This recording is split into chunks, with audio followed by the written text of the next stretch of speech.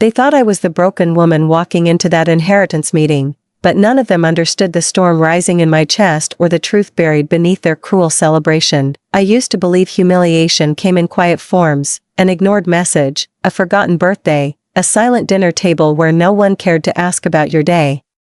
But nothing prepared me for what waited inside that cold mahogany conference room on the morning my former father-in-law's will was read. I walked in with my spine straight, my breath steady, and the kind of dignity you earn only after surviving a long marriage and an even longer divorce. But dignity meant nothing to the people sitting around that polished table, hungry for wealth that never belonged to them. My name is Margaret Hale, though they always preferred calling me Maggie, as if shrinking my name could shrink my place in the family. At 57 years old, I had learned to let such slights slide off me like raindrops. But that morning, as I took my seat across from the lawyer, my hands felt heavier than usual. Not nervous, just tired. Tired of pretending I didn't notice how they looked at me. Across from me sat Vivian Hartley, the woman who once married my son. Younger than him by 10 years, polished like a showroom diamond, sharp as a blade wrapped in silk. She'd always treated me as though I were an outdated accessory my family kept around for nostalgia. And now, that accessory was about to be stripped of any illusion of value. When the lawyer opened the first envelope and began reading, Vivian leaned back with a smile so wide it could split her face. 7 coastal estates, he announced, left in full to Mrs. Vivian Hartley. Gasps erupted, followed by applause that sounded more like a feeding frenzy. Vivian lifted the deed papers as if she'd been crowned royalty. Her laugh was bright, bubbling with triumph. She angled the documents for the cameras on the phones being eagerly pointed her way. Meanwhile, the room vibrated with murmurs. She deserves it, someone whispered. Finally getting what she's earned, another said. Earned? Vivian had never earned a thing in her life except maybe a reputation for spotlight hunger. Then came the part they'd all been waiting for, the spectacle. The moment they would get to watch the ex-wife, the older woman, the discarded chapter, be diminished, and to Mrs. Margaret Hale, the lawyer continued, pausing long enough for the room to savor the dramatic tension, the old warehouse in Ridgemont, Mississippi. Along with the surrounding farmlands and mineral rights. Silence, then snickers, then open laughter. I didn't flinch. I simply folded my hands in my lap and breathed. You learn to breathe through pain after giving birth, after heartbreak, after betrayal. Breathing becomes its own small act of rebellion. Vivian rose from her seat, beaming. Maggie, dear, she crooned, I hope you can make something out of that dusty old place. Maybe a thrift shop? Or a quilting center? The room erupted again. I could feel their eyes burning holes through my calm facade, waiting for me to break, to cry, to crumble. My son, Nathan, sat beside her, his gaze fixed on the table. His shoulders slumped in the familiar posture of a man ashamed, not of his wife, not of his family, but of the woman who had raised him. He wouldn't meet my eyes. I didn't blame him. I blamed myself for loving him too gently, protecting him too thoroughly, and teaching him that conflict was something to avoid rather than confront. The lawyer cleared his throat. There are no additional items. All distributions stand as written. My moment to speak came like a quiet breeze slipping through a hurricane. I stood, smoothing the wrinkles from my modest navy dress. The air shifted. Even laughter paused. Vivian's smile faltered like a candle touched by wind. Is there anything else I need to sign? I asked the lawyer. No, Mrs. Hale. Everything is finalized. You may leave. I nodded. Then allow me to congratulate you all. My voice carried in the room, steady, anchored, unshakable. May your blessings bring you wisdom. Wisdom. A word they did not understand. Before I reached the door, Nathan finally looked up. His face was pale. Mom, are you okay? I held his gaze, seeing the frightened boy beneath the man he pretended to be. Nathan, I said softly, you truly have no idea, do you? The temperature in the room dropped. Conversations died mid-breath. Even Vivian seemed to freeze. No idea about what, she demanded. I simply smiled, not vindictive, not bitter, but a smile born from knowledge deeper than pride. Nothing, my dear. Absolutely nothing. Then I walked out. Outside, the sun glared brightly against my old sedan, the one they loved to mock. But as I settled behind the wheel, the truth in my purse weighed more than any insult they had thrown. The sealed letter left by my former husband, my once great love, rested inside, waiting to reveal the part of the story no one else knew. Everyone in that room believed I had been stripped of a fortune. None of them knew the warehouse they laughed at sat atop something more valuable than their entire Miami Beach fantasy combined. As I pulled out of the parking lot, I whispered to myself, let them celebrate now. Soon enough, the tide will turn.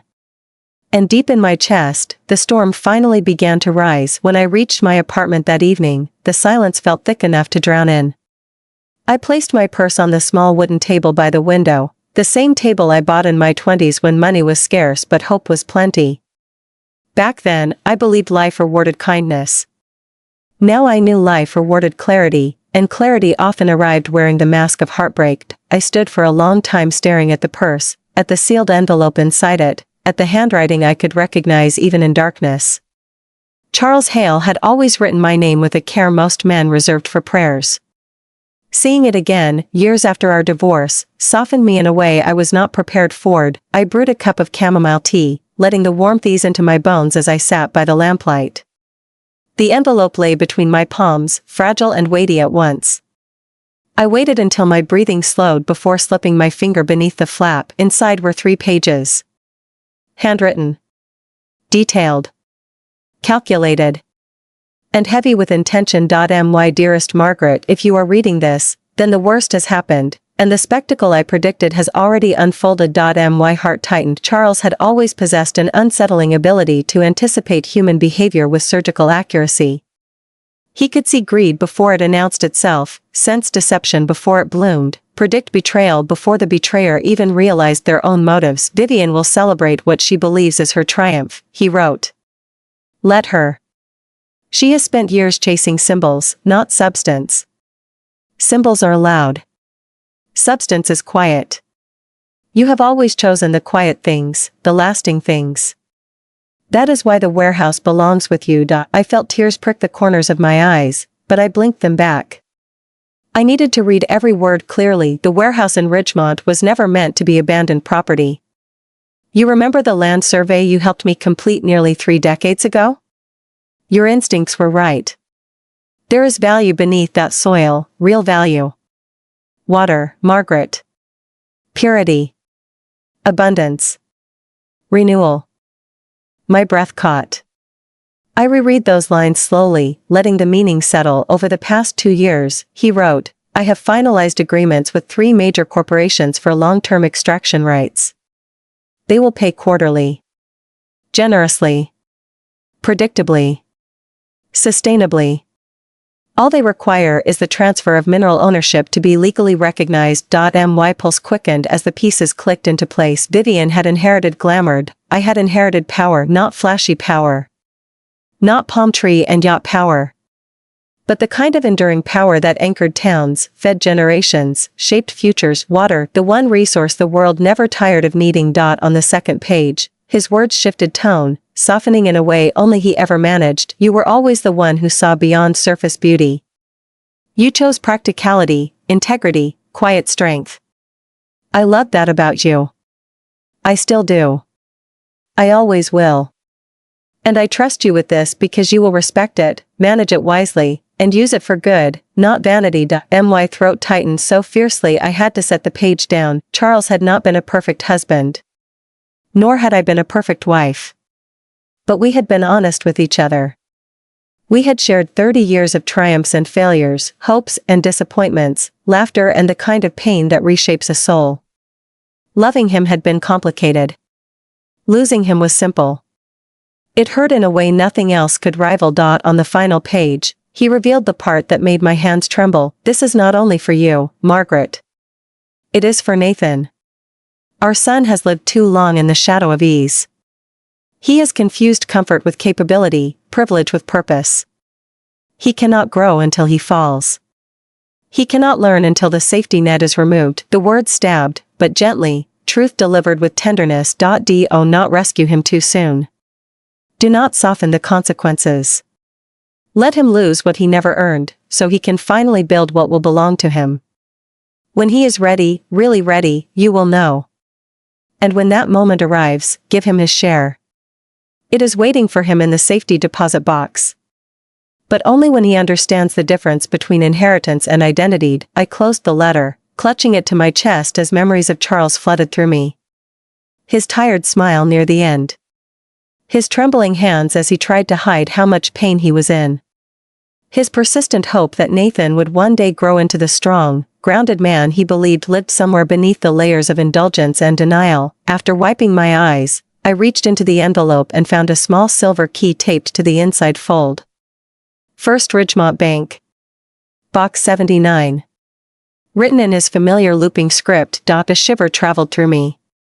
The weight of responsibility pressed against my shoulders, but not in a way that frightened me. It steadied me. For the first time since leaving that conference room of vultures and sycophants, I felt the ground beneath my feet solidify. I sipped my tea, now lukewarm, and looked out at the quiet Mississippi night where cicadas hummed their relentless chorus. Somewhere out there, beneath acres of land dismissed as worthless, pulsed a river of wealth ready to change everything, not just for me, for my son. For my community. For the future Charles had glimpsed long before anyone else. My phone lit up on the table, the screen glowing with Nathan's name. I hesitated, breathing deeply. Charles's warning whispered through my mind, "Not yet, Margaret. Not until he is ready." I watched the call ring out, then fade into silence. Not yet, but soon. The night settled softly around me, and in that fragile stillness, I made a promise to myself, to my late husband, and to the earth breathing beneath that warehouse. When the time came, I would open the door, but first, Nathan had to knock. Felt in years. The road stretched before me like an unwritten chapter, and each mile I traveled carried me closer to the truth Charles had hidden beneath layers of foresight and love. As the landscape shifted from suburban calm to rural stillness, something inside me settled. Ridgemont may have looked sleepy to the untrained eye, but to me, it pulsed with possibility. The warehouse stood exactly as I remembered, weathered, industrial, and hauntingly familiar. The faded gray walls bore the scars of time, yet I felt a strange affection for the old structure. It had been dismissed, overlooked, and underestimated, much like I had been in that conference room. But like me, it held secrets far more valuable than its appearance suggested. I parked beside the rusted loading dock and stepped out, inhaling the scent of damp earth and sun-warmed metal. Memories flickered through my mind. Decades ago, Charles had persuaded me to help him survey this land. I had rolled my eyes, insisting that the acreage was ordinary farmland and nothing more. Yet he had insisted there was something special here, something worth preserving. He had been right. Inside the warehouse, dust motes floated lazily in streams of sunlight slanting through broken windows. The air carried the faint scent of old wood and forgotten workspaces. But beneath all that, I felt a hum, subtle, steady, like the land itself whispered a promise. I walked deeper inside until I reached the office where Charles and I once spread geological maps across a long table. I could still see the ghost of our younger selves there, me, hair tied back, pencil tapping anxiously as I studied soil readings, him, beaming with quiet triumph, convinced we were standing on untold worth. Opening the file drawers now felt like opening a time capsule. Papers rustled under my hands, maps, surveys, charts, proposals. Charles had kept everything meticulously organized. At the bottom of the drawer, I found the sealed folder marked Mineral and Water Rights Documentation. My hands trembled as I lifted it. Inside were reports from independent geologists, hydrogeologists, and environmental engineers. Line after line, chart after chart confirmed the truth. Beneath this land lay one of the purest aquifers in the southern region. While others saw dry soil, Charles had seen veins of wealth flowing unseen in the dark. Glancing toward the door, I felt a sudden prickle of nerves. The enormity of what I held pressed on me like a physical weight. Water was more than a commodity. It was survival.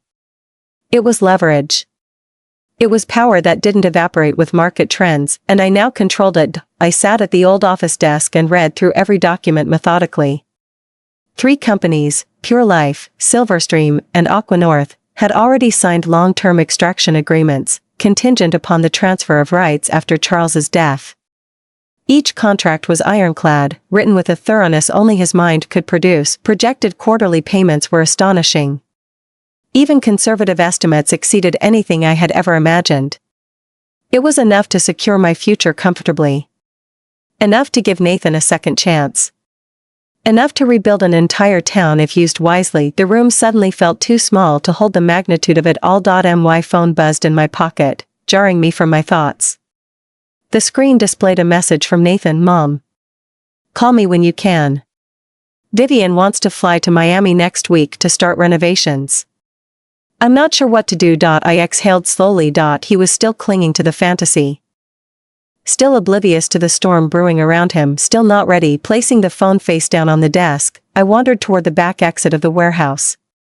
The field stretched behind the building, 40 acres of wild grass dancing in the breeze, hiding the river of wealth beneath its surface.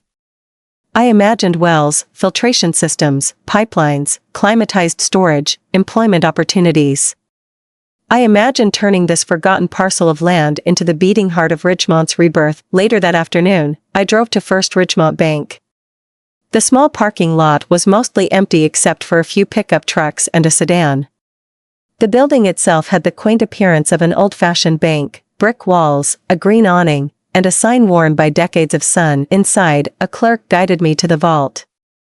Using Charles's key felt surreal, like unlocking a door he had built solely for me. The safety deposit box slid out with a soft metallic scrape. My heart thudded as I lifted the lid. Inside were 3 items. 1, a leather-bound folder embossed with Charles's initials. 2, a flash drive labeled video instructions. 3, a second deed, this one transferring 50% ownership of the Ridgemont property to Nathan Hale, effective only upon my written approval. I stared at the deed, my breath catching. Charles had planned everything. Not only had he anticipated Nathan's downfall, he had prepared a way for our son to rise again, but only after learning the meaning of responsibility. He had placed extraordinary trust in me and an extraordinary burden. The folder contained legal instructions for activating the contracts. Everything had been prepared so methodically that all I needed to do was sign and deliver the documents to the lawyer named inside. But the flash drive, I took it home and inserted it into my laptop. The screen flickered to life, revealing Charles sitting at his old desk, the one he kept in his home study. His face was thinner than I remembered, his shoulders slightly hunched, but his eyes held the same warm intelligence. Margaret, he began, voice steady despite his visible fatigue. If you're watching this, it means everything has unfolded as I foresaw. I know it feels heavy. It should. Responsibility always does. He spoke of the aquifer, of the contracts, of his belief in my ability to steward this legacy. He spoke of Nathan, of the heartbreak he knew was coming, of the transformation he trusted would follow, and finally, he spoke of me. You were always the strongest person in our family. Even if they never saw it. Even if you never believed it. This land, these rights, this future, they belong with you. Not because you need wealth, but because you understand the weight of it. The video ended. The screen went black. My tears fell freely onto the keyboard. Charles had not left me a building. He had left me a mission. The next morning, with the signed documents in my bag and determination pulsing through my veins, I began shaping the path forward. A path that would test me. A path that would save Nathan, if he was willing to walk it, because soon, the world he believed was solid would crumble beneath his feet, and when it did, he would come seeking ground that did not shift, ground like Ridgemont, ground like water, ground like truth. The days that followed unfolded with a strange mixture of stillness and tension, like the quiet moments before a summer storm. Ridgemont hummed around me with its familiar softness, rustling branches, the distant bark of a dog, the low murmur of tractors moving through fields. But beneath that gentle surface, I could feel the fault lines in my life beginning to shift. And the first tremor came from the very person I expected it to come from, Vivian. Her online presence that week was impossible to ignore. My phone buzzed almost hourly with notifications from acquaintances who sent me screenshots as if they hoped I would crumble under her radiance. They did not understand that the more she flaunted, the steadier I became. In one video, Vivian stood in front of a sprawling mansion, her sundress fluttering like she was posing for a magazine cover. Manifesting abundance, she squealed at the camera, spinning in a circle. 7 luxury estates, all gifted from above. A new era begins. I could almost hear the champagne glasses clinking in the background. Her followers flooded the comments with heart emojis, praise, and envy. None of them knew the truth. None of them realized she had inherited 7 anchors tied to a sinking ship. Another clip showed her strutting through an empty living room with floor-to-ceiling windows overlooking the Miami coastline. "This will be our first redesign," she announced enthusiastically. "We're installing marble flooring, custom chandeliers, and a sunken lounge area. No expense spared." She blew a kiss to the camera. "After all, you only live once." But behind her glossy enthusiasm, I saw cracks. Tiny, hairline fractures. A tremor in her voice. The slightest delay before her smile formed. A flicker of insecurity in her eyes, as if she sensed the earthquakes coming but didn't know where to run. Meanwhile, Nathan called me twice that week. Not to ask how I was or to question the absurd imbalance of the will. No. He called to ask if I thought marble would look better in warm tones or cool tones. He called to tell me that Vivian wanted to convert one of the properties into a wellness retreat for influencers. He said it like he was proud. Like he believed it was a brilliant business concept. I listened. I offered neutrality. And when he asked whether I thought the renovations were wise, I posed the same question each time: "Do you know the financial obligations these homes require?" He always hesitated before giving his practiced answer. "Vivian says everything is manageable. She says we should think boldly." Boldness was not the problem. Ignorance was. By the 5th day, I stopped answering my phone. Not because I didn't love my son, but because I did. If Charles's plan was going to work, Nathan needed to feel the tremors himself. He needed to witness the cracks widen before he understood the danger, and the cracks widened quickly. I learned through a cousin that Vivian had asked to tour yacht clubs in Miami. She had inquired about annual membership fees in a way only someone who believed money grew on palm trees would dare. Meanwhile, Nathan spent his evenings running spreadsheets he did not understand, trying to convince himself that numbers could bend to optimism. But numbers, like Earth, do not bend. They break. On the 7th evening, as I reviewed water extraction models in my warehouse office, my phone buzzed on the desk. "Nathan." Again. And this time, I answered. Not because I wanted to, but because something about the timing felt important. "Mom?" His voice crackled with nerves. "Do you have a minute?" I set down my pen. "Of course." There was a long pause before he spoke. "Did Dad ever mention anything about debt? Before he passed?" My heart clenched. "What kind of debt?" He released a shaky breath. "Mom, I found something. There are existing mortgages on 6 of the houses. I thought they were paid off. Vivian thought they were paid off. But the bank statements came today." I closed my eyes. The storm had begun. "How much?"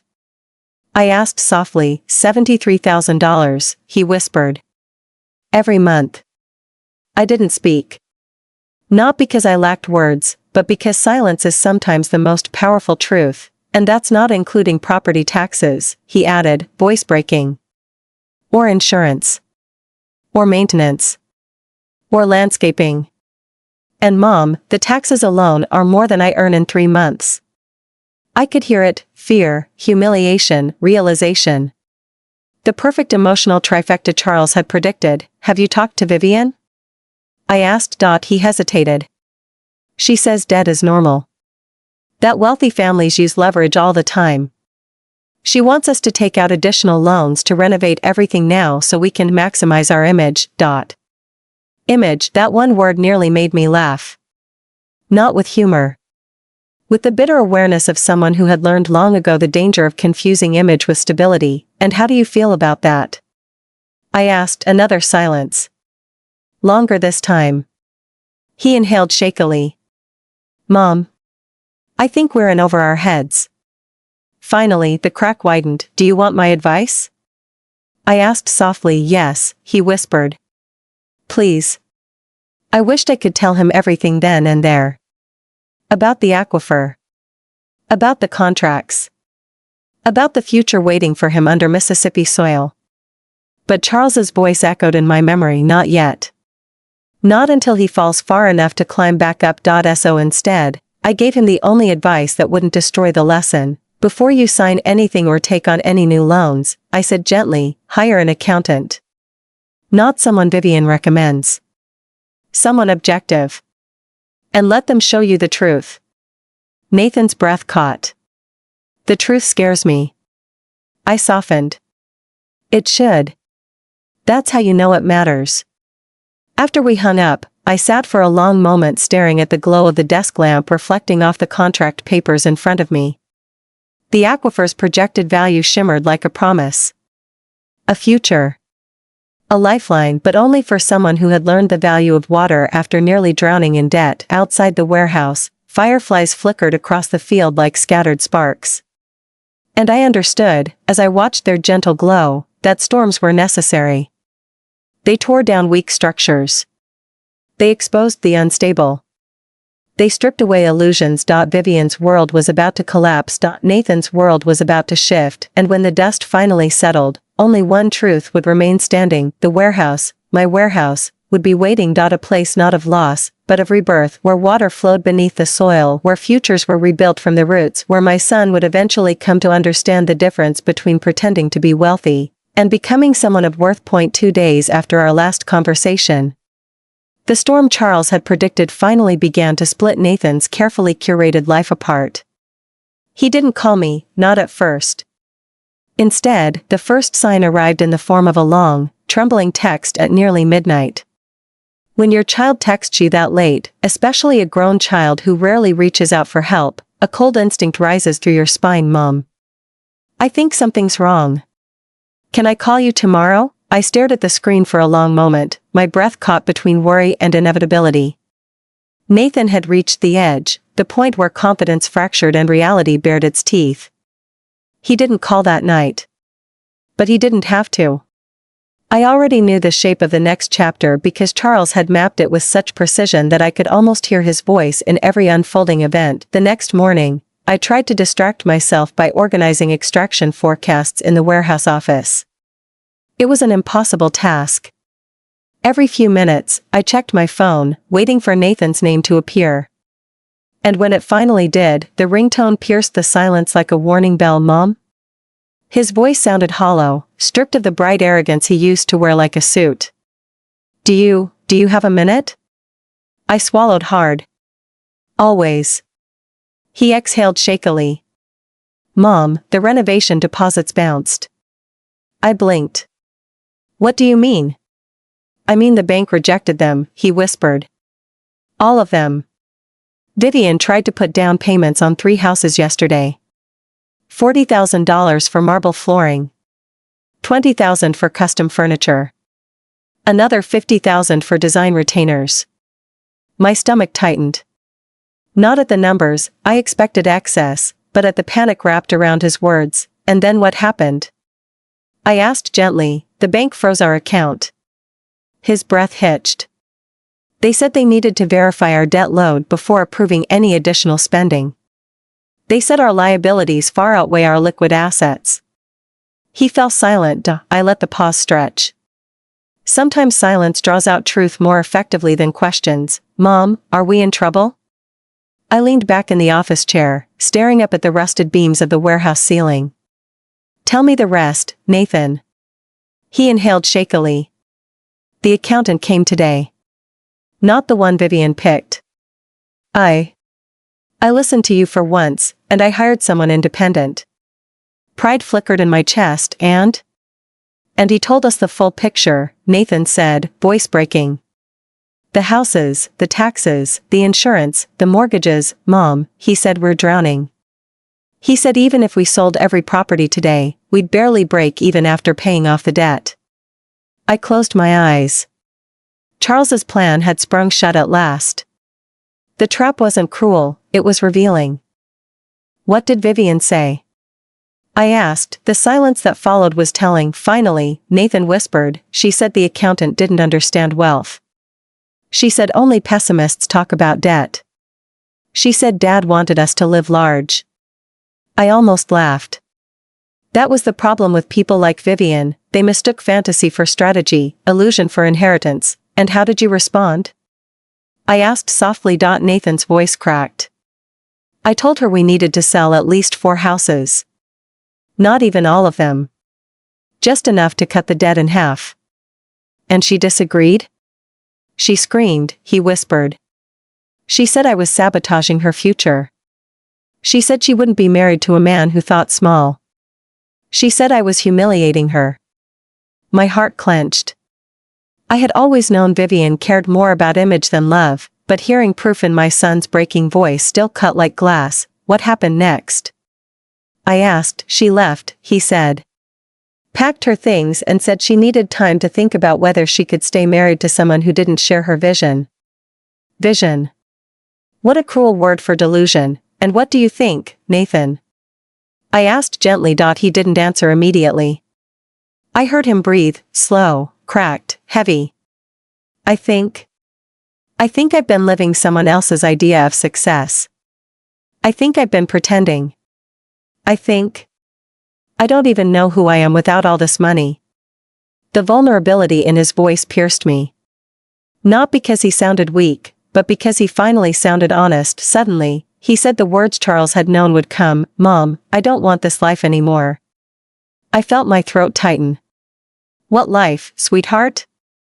This life of pretending everything's fine when it's not.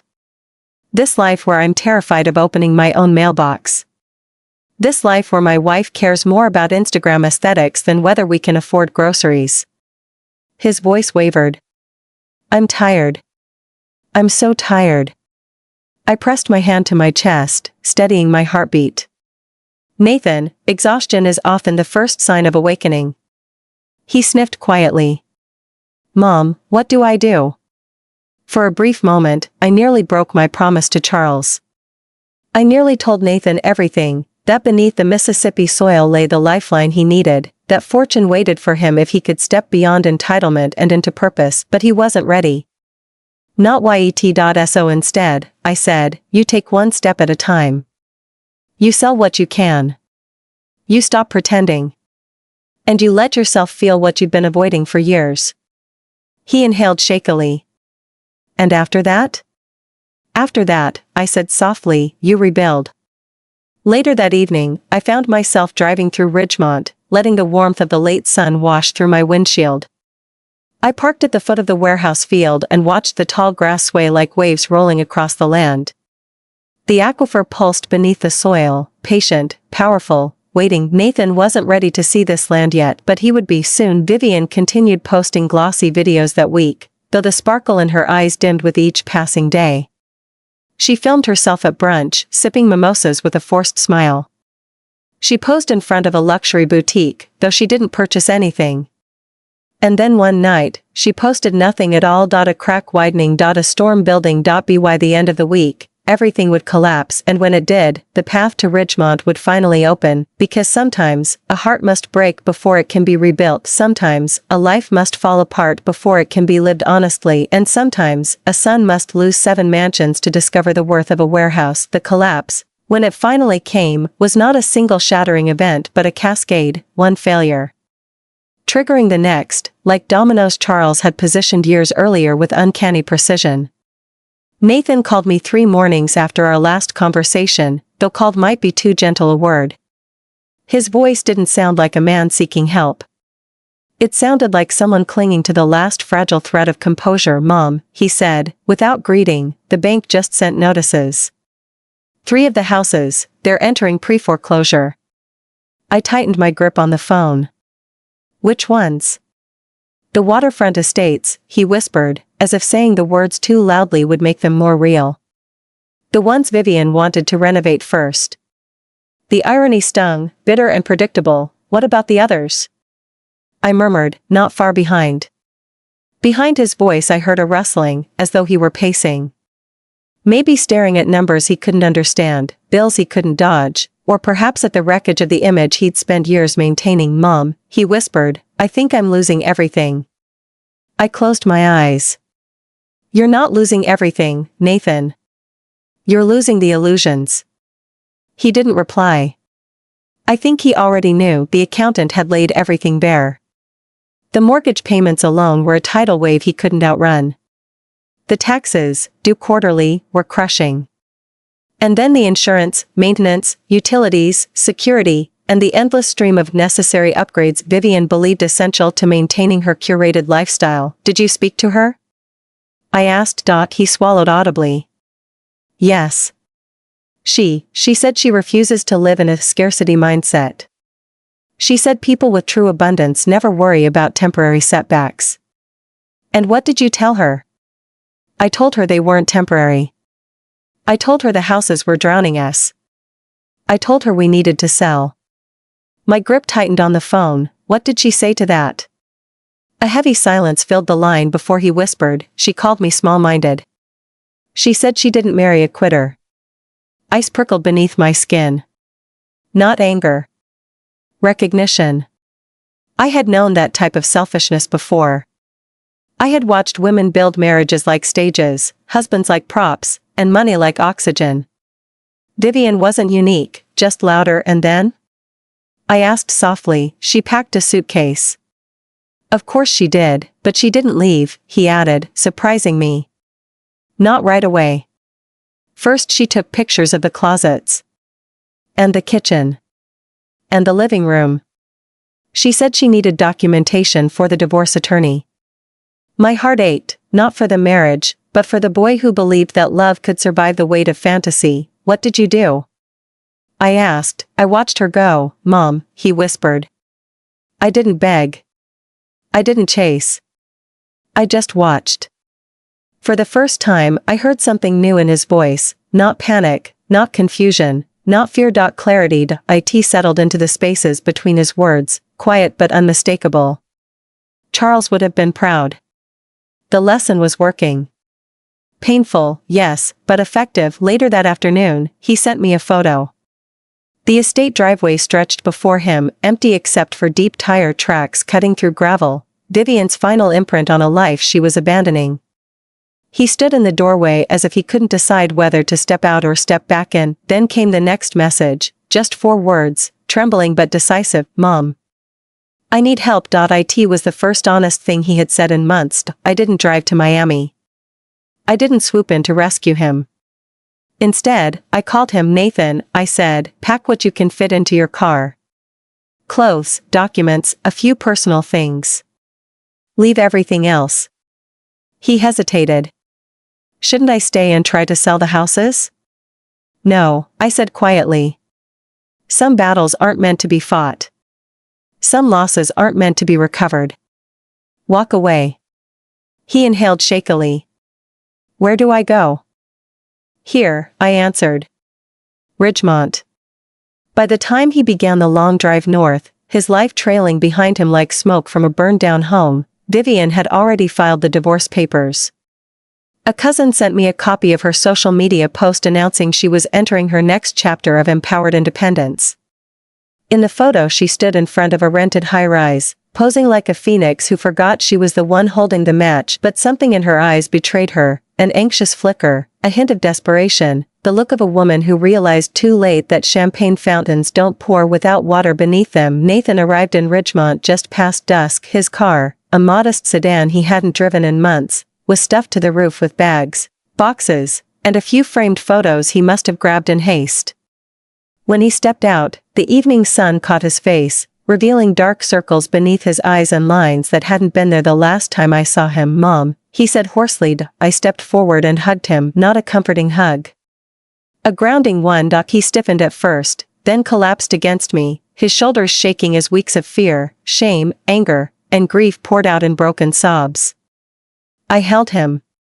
Not as the woman he had ignored in the conference room, not as the mother he had pushed aside to chase Vivian's illusions, but as the only person left who loved him without conditions. When he finally pulled away, he wiped his face and looked around at the warehouse behind me. This is it? He asked quietly. The warehouse? Not just a warehouse, I said. He looked confused, but exhausted. He didn't ask more. Come inside, I told him, still fragile, still broken. He followed me through the doorway into the dimly lit space. The air inside smelled faintly of earth and possibility. I guided him to the conference table where I had laid out documents, maps, charts, and projections, an entire world spread before him. He stared down at the papers, What is all this? He whispered. A future, I answered. He blinked hard. Mom. I don't understand. Oh, you will, I said softly. But before you do, you need to know something. I placed Charles's letter in his hands. His breath trembled as he recognized his father's handwriting. This, I whispered, is why everything happened. He looked at me, shaken. Not with disbelief, with awakening. The lesson was no longer a theory. It was now a doorway, and he had finally arrived at the threshold. Nathan didn't open the letter right away. His fingers traced the edges of the envelope as though it were something fragile, a relic excavated from the ruins of his former life. The warehouse remained quiet around us, the hum of cicadas outside the only sound filling the spaces between breaths. I didn't push him. Lessons forced too soon become burdens, not transformations. After a long silence, he sank into the old wooden chair beside the conference table. The weariness in his posture made him look older than his 39 years, like a man who had sprinted through a storm and only now realized he had forgotten how to breathe. He set the letter down gently, as if afraid to break the seal too quickly. Mom, he whispered, I'm ashamed. The simplicity of the statement broke something inside me. I pulled up a chair across from him, folding my hands in front of me. Ashamed of what? Everything, he said, voice cracking. Losing the houses. Ignoring the warning signs. Letting Vivian control everything. Not listening to you. Not being stronger. Strength, I said gently, isn't measured by the absence of falling. It's measured by what you do after you hit the ground. He looked away, the muscles in his jaw tightening. I feel like I failed Dad. A quiet ache pulsed through me. Your father didn't expect perfection from you, Nathan. He expected growth. At that, Nathan finally broke the seal of the envelope. His hands trembled with each careful movement. He unfolded the pages, scanning the handwriting, and as he read, I watched emotion ripple across his face, confusion, shock, disbelief, grief, guilt, and something deeper, something I had prayed would surface someday. Understanding. He read every word, then read them again. When he reached the final line, his hands fell to his lap, the letter sliding onto the table like a weight he could no longer hold. He knew, Nathan whispered. He knew everything before it happened. He did, I murmured. But how? He asked, eyes wide. How could he predict Vivian would leave? That the houses were a trap? His voice trailed off as shame thickened the air. I leaned forward. Your father knew you. Better than you think. He closed his eyes, overwhelmed. He knew I'd fail. No, I said, my voice firm. He knew you needed to stop running from yourself. Nathan pressed his palms to his eyes. I thought inheriting those houses meant he trusted me. He did trust you, I said. He trusted you to rise from the consequences. Nathan looked up slowly. Tears glistened in the corners of his eyes, but they didn't fall. He wasn't collapsing now. He was awakening. What is this? He asked, gesturing to the documents spread across the table. I inhaled deeply. Your father left you more than a lesson, Nathan. He left you a legacy. For several seconds, he didn't speak. He simply stared at the stack of mineral surveys, corporate agreements, extraction projections, and land assessments. Each paper represented a truth that contradicted everything he had believed about the will. Finally, he pushed his chair back and stood, walking toward the warehouse entrance. Come with me, I said softly. He followed as I led him through the back door. The evening sun dipped low, casting golden light across the sprawling 40 acres that stretched like an open hand behind the warehouse. The grass swayed in slow waves, glowing under the warm Mississippi dusk. This, I said, sweeping my hand across the field, is the land your father trusted you with. Nathan stepped forward, his shoes crunching through dry grass. He studied the horizon as though searching for something hidden beneath the soil. It looks ordinary, he whispered. That's the point, I said. Real wealth rarely announces itself. A breeze drifted across the land, carrying the faint scent of minerals and moisture. Nathan inhaled, as if sensing something beneath the surface he'd never noticed before. What exactly is here? He asked. Water, I answered. Clean, pure, abundant water. He turned to me, confusion creasing his brow. Water? An aquifer, I clarified. A deep, renewable source. Your father discovered it decades ago. And he made sure it would belong to you. Nathan stared at me in stunned silence. But I thought he gave you the warehouse. He did, I said with a small smile. Because he knew I'd protect it until the time was right. His gaze shot back to the land. And now it's right? Yes, I said. Now it's right. For several minutes, Nathan stood motionless, absorbing the enormity of it all. His shoulders slowly loosened, as if the weight of the past few months was finally lifting enough for him to take a full breath. Mom, he said softly, why didn't you tell me? Because you weren't ready, I answered gently. Your father understood something important. We don't value anything we haven't bled for. The wind brushed through the field again, whispering against us. Nathan lowered his gaze, the truth settling inside him like roots finding soil. What do you want me to do? He asked. Not what I want, I corrected. What do you want? He looked at the warehouse, then the land, then the letter in his hand. The boy who once chased prestige with blind enthusiasm was gone. In his place stood a man humbled by loss, sharpened by consequence, and cracked just enough for wisdom to seep in. I want to rebuild, he whispered. I want to earn something real. I stepped closer, taking his hand. Your father left a deed in the safety deposit box. Half ownership. But only if you were ready to be a partner, not a dependent. His breath trembled. And you think I'm ready? I think you're finally becoming someone who can be. Nathan exhaled shakily and folded the letter. What happens next? He asked. I smiled softly. Next, we start the work. He nodded, wiping the remaining traces of fear from his expression.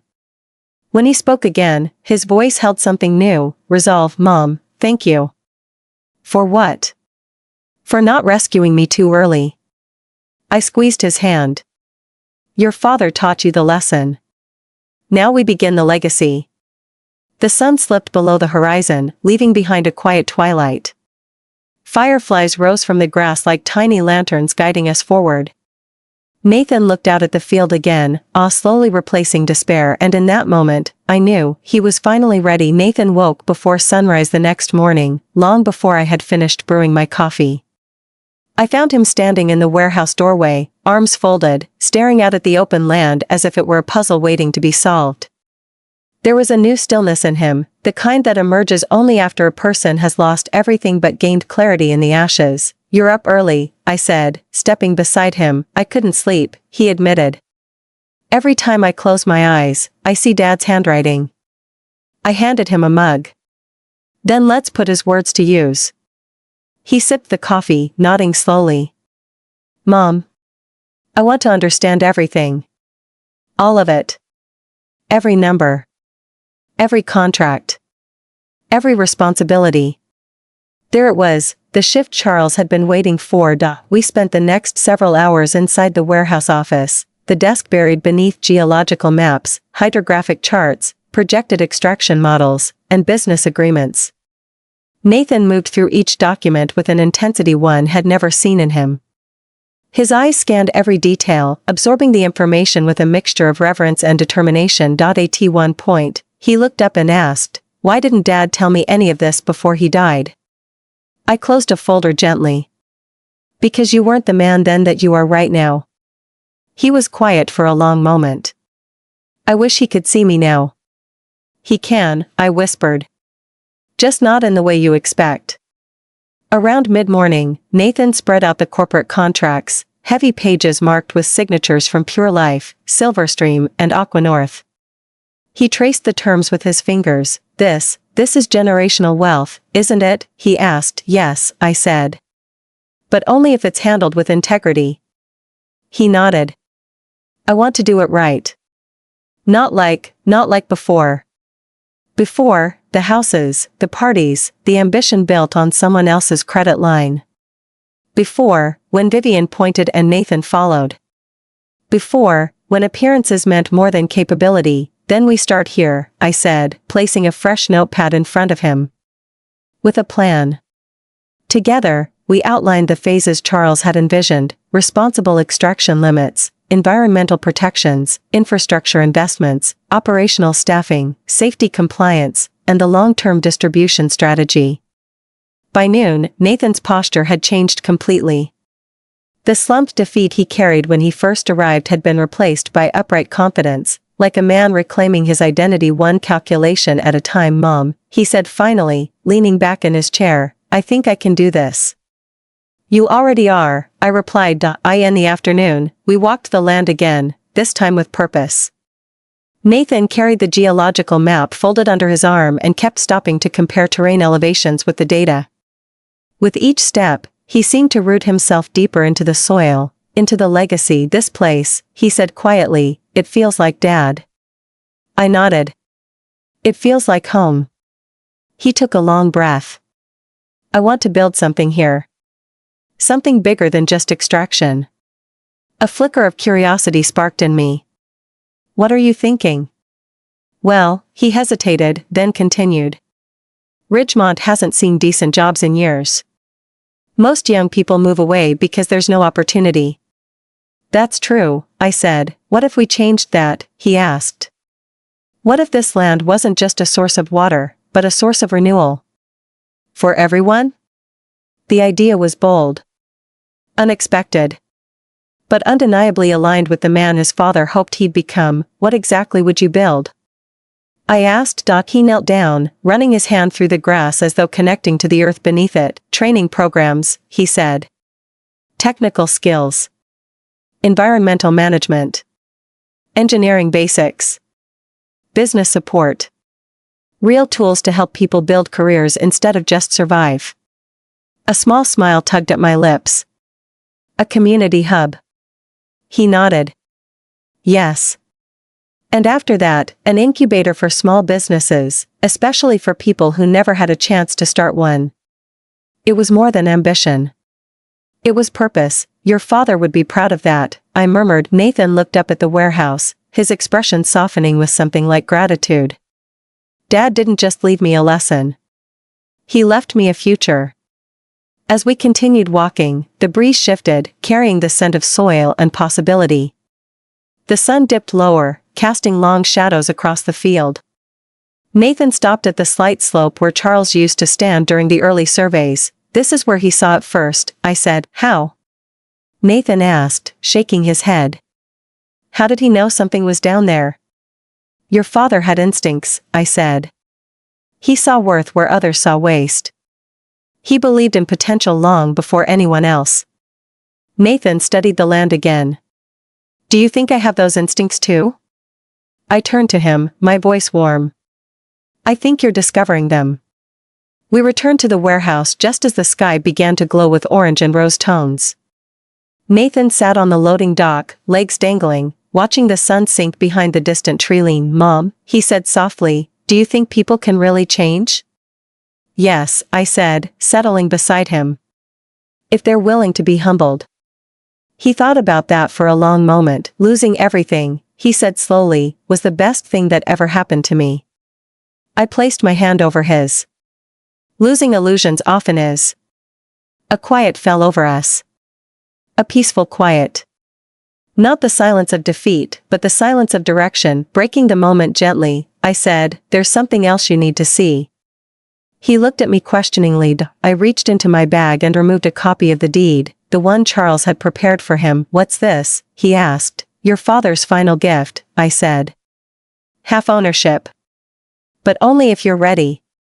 He didn't take the paper immediately. He stared at it, breathing in the weight of what the signature meant. "And you think, now is the time?" he asked softly. "Yes," I said. "Now is the time." His fingers closed around the deed slowly, reverently. A long breath escaped him, shaky but full of relief. "Gratitude. Resolve, Mom," he whispered, "I won't waste this." "I know." He folded the deed carefully and placed it against his chest. "This land, this legacy. I'm going to build something real. And I'll be your partner," I said. "Every step of the way." Nathan looked at me then, a softness in his eyes I hadn't seen since he was a small boy clutching his father's hand in awe. "Thank you," he murmured. For waiting. For trusting me. For believing I could still become someone. I smiled. You already are.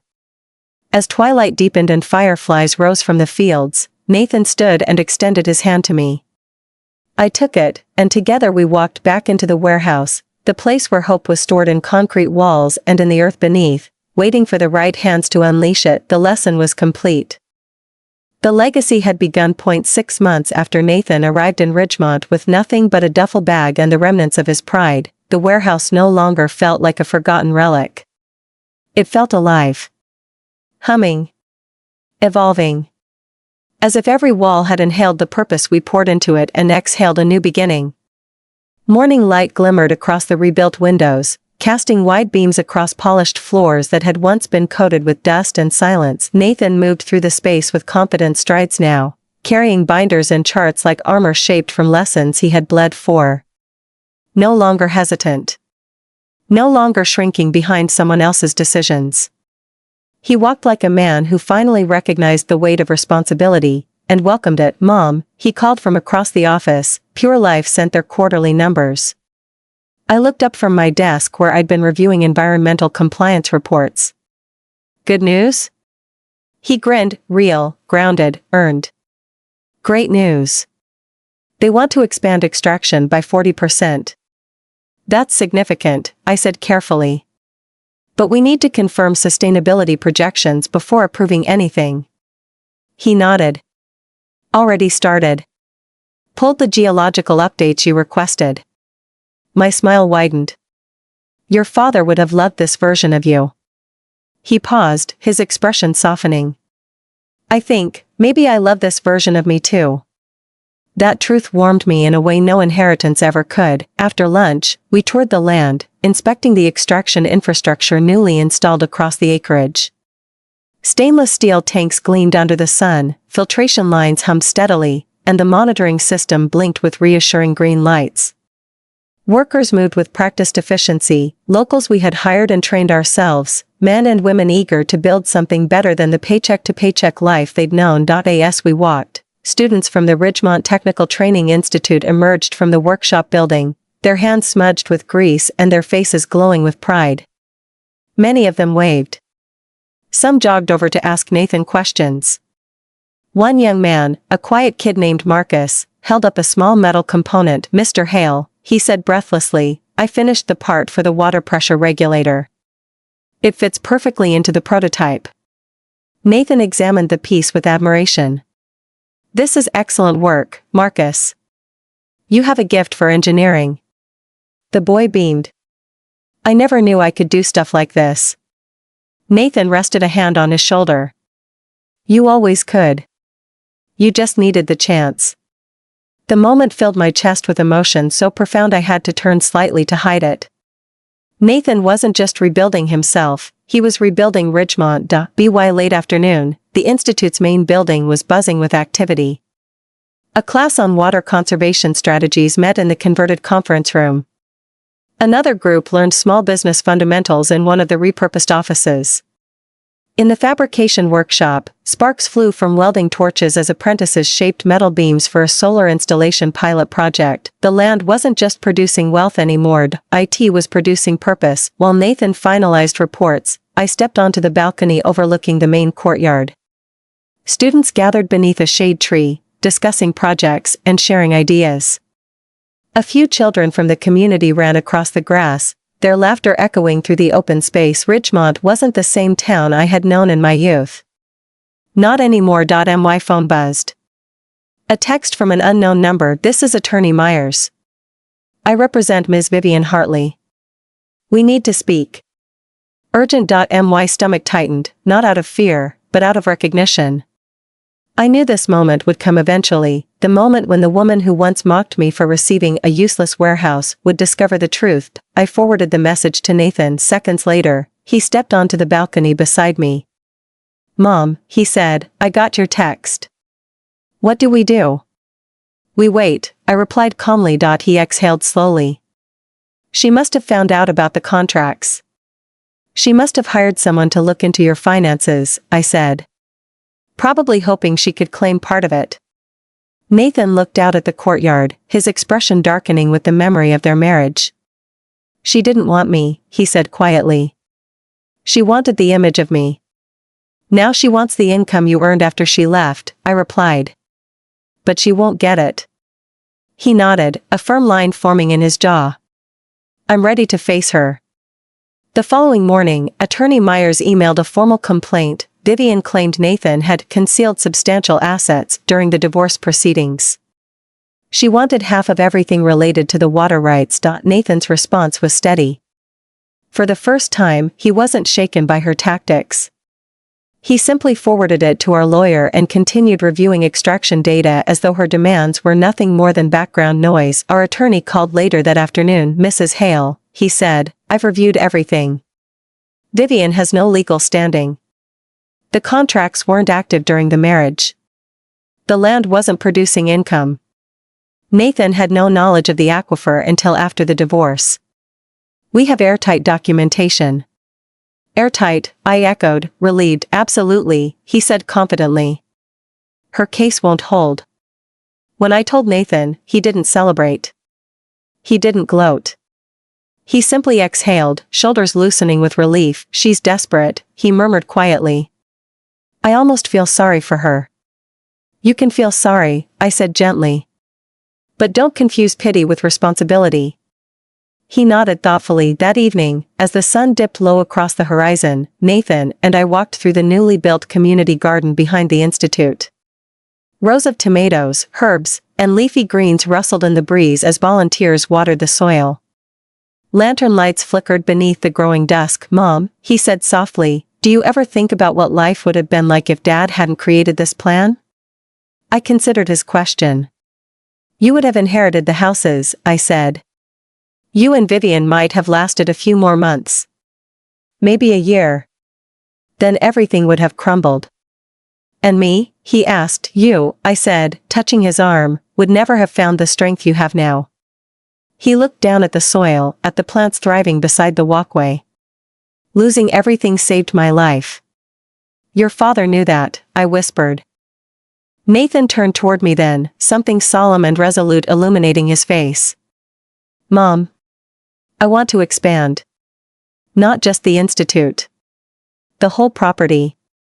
The business incubator. Job programs. Housing for trainees. A model that other towns can adopt. And what do you need from me? I asked. He smiled softly. A partner. I squeezed his hand. Then you have one. When we returned to the warehouse, fireflies glittered across the field like scattered stars, lighting the path ahead. Nathan paused at the doorway, gazing at the land that had transformed his life. Everything starts here, he whispered. No, I corrected gently, touching his shoulder. Everything starts with you.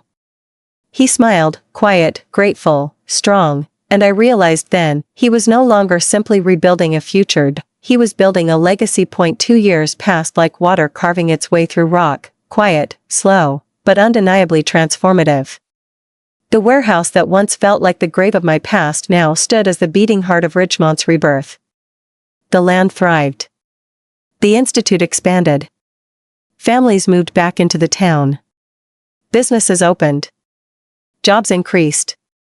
Hope returned like spring after a brutal winter, and Nathan, my once lost, once blind son, moved through this new world with a grounded confidence that still brought tears to my eyes when I saw him standing in front of crowds, teaching, guiding, encouraging. He'd become the man his father always believed he could be. He'd become the man I had prayed he would become. One warm afternoon in late July, I stood beside him on the front porch of the renovated warehouse, now the headquarters of the Ridgemont Renewal Project, watching rows of chairs arranged for yet another graduation ceremony. 23 students received certifications in sustainable agriculture, environmental engineering, solar design, and water management. Their families gathered with pride, hugging them tightly, tears in their eyes. As they celebrated, Nathan leaned close to me and whispered, Mom, this is what Dad wanted. I turned to him, smiling softly. No, sweetheart. This is what you built. He shook his head. You gave me the chance. Dad gave me the lesson. I just followed the path. I rested my hand on his arm. Following a path is not weakness. It is wisdom. Nearby, students posed for photos beneath the Ridgemont banner. Laughter rose in waves. Children chased each other around the garden. A small band played local music while workers grilled food for the families. It reminded me of the community I grew up in, tight-knit, hopeful, resilient. The town had been dying once, now it was blooming, and in the middle of that blooming stood the person I'd worried I might lose forever. As the ceremony ended, Nathan pulled a small folder from his bag. "We got another letter," he said. My heart tightened for a moment, until I saw the return address. It wasn't from Vivian's attorney. It came from the Women's Correctional Facility in Georgia, Kinsley, I whispered, calling her by the name from the old story, even though my real son's former wife had a different name. But the pain was the same. The lesson was the same. Nathan opened the letter. The handwriting inside was careful, uncertain, like the writing of a woman whose illusions had cracked. She apologized, not grandly. Not dramatically, honestly. She wrote of greed, fear, insecurity, the need to impress strangers instead of honoring love, the emptiness of a life built on image instead of purpose. She wrote that she watched our story on the news, how Ridgemont transformed. How the Institute grew. How Nathan changed, and she asked, humbly, for a place in the re-entry program. Nathan folded the letter slowly, his expression unreadable. "What do you think?" I asked. He slipped the letter back into the folder. "I think people can learn, if they're given the chance." "Even her?" I asked gently. He nodded. "Especially her. Because I know what it feels like to lose everything. And I know what it feels like to rebuild." I touched his hand. "Then let her try." As the sun dipped low, painting the sky gold, the graduates gathered in a big circle, cheering, thanking their teachers, hugging one another. The joy in their voices felt like music I had waited a lifetime to hear. Nathan turned to me then, eyes soft. "Mom. I never said this properly." I studied him, my heart steady in my chest. "Said what?" "Thank you for catching me when I fell. Thank you for believing I could rise again." Emotion swelled in my throat. "You didn't rise because I caught you," I whispered. "You rose because you chose to stand." He looked out at the thriving land, the gardens, the solar fields, the workshops, the water facilities, and took a long, steady breath. "This," he said, "is my real inheritance." "No," I corrected softly. "This is what you built after you lost the inheritance you thought you wanted." He smiled then, deep, genuine, peaceful. We stood together on the porch as the graduates tossed their certificates into the air with laughter. Lanterns glowed softly across the field. Fireflies rose like sparks. And I finally understood the deepest truth of all. Some gifts aren't meant to save your life. They're meant to reveal it. If you've ever lost everything you thought mattered, remember this: collapse is not the end, it is the mirror that shows who you truly are. Wealth built on image will crumble, but purpose built from pain becomes unshakable. When life rips away your illusions, don't chase what fell apart. Step toward what can grow. And if this story touched your heart, if you felt the ache, the rise, the transformation, hit subscribe, join our community, and let's keep walking forward together. Your next chapter might begin today.